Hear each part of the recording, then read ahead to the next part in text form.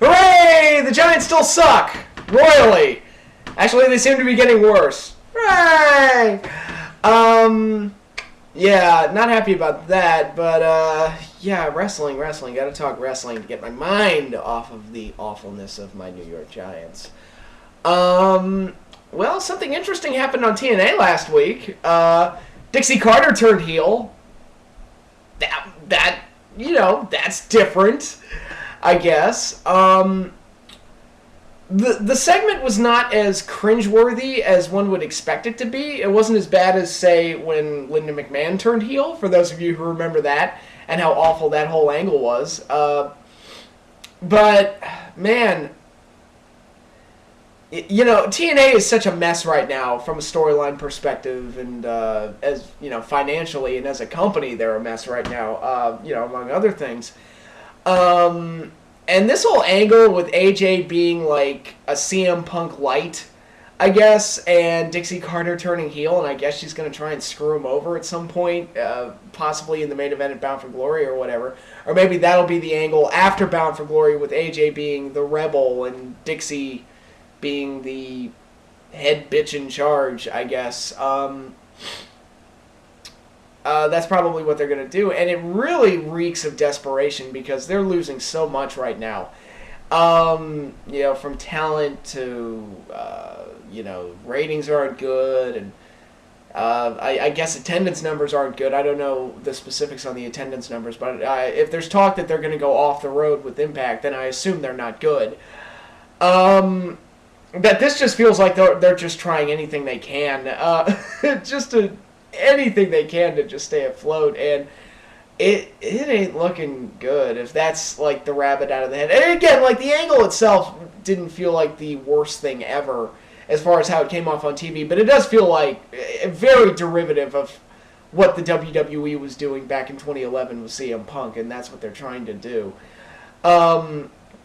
Which again probably isn't the way to go, but this just feels desperate. Like they were just trying to come up with anything they could to try and shock people. And I guess a Dixie Carter heel turn is the best they could come up with. I don't know. Bound for Glory is coming up in just a few weeks, and I have absolutely no idea what they're going to do for that show outside of the main event, which is already set in stone. I'm looking ahead into what the card could be, and I'm like, I have absolutely no idea. They clearly didn't plan this out. Very well at all, and I couldn't tell you. I couldn't begin to guess what the actual card's going to be for the biggest show of the year. And when there's less than a month to go, it's like, man, that is a horrible storyline planning on their part. They've just got nothing going on right now. While the WWE continues to do well with at least their main storylines. Raw continues to be an entertaining show. This Raw that just happened was actually their weakest show in the last few weeks. And even that, it's still better than what TNA typically delivers. And it's better than what Raw was for most of the year prior to SummerSlam. And, what WWE's been the past few years. I mean, this Raw continues to be at least solid. I wish they weren't doing Daniel Bryan and Randy Orton again at Battleground. I wish they'd come up with something a little bit more creative than that.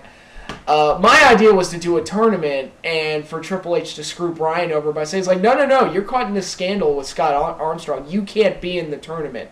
You can't be in you can't get another shot at the WWE title, and that would be their way of keeping Bryan out of the title picture and then, keep the build-up going from there.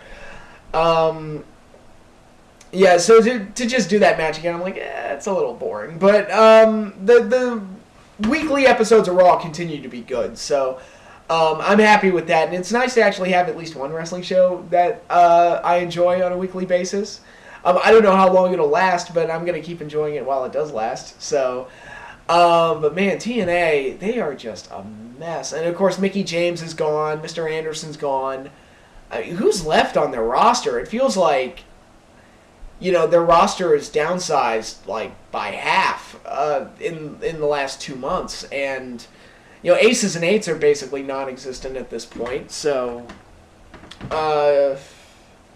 I mean, they might as well just end Aces and Eights and just have Bully as the champion, because I mean that stable's basically dead. Not that it had a whole lot of traction, anyway, but God, man, I don't know how TNA bounces back from this. I mean, it's just a mess all around right now. And like I said, this whole Dixie Carter heel turn thing just screams desperate. Like, they're trying to find anything to generate any kind of a spark or any kind of an interest in their product, and nothing is working. So, yeah, it's dark times for TNA, and I don't think a Dixie Carter heel turn is going to save them. Just my thought. But yeah, that's all I have for now, and I will see you all later.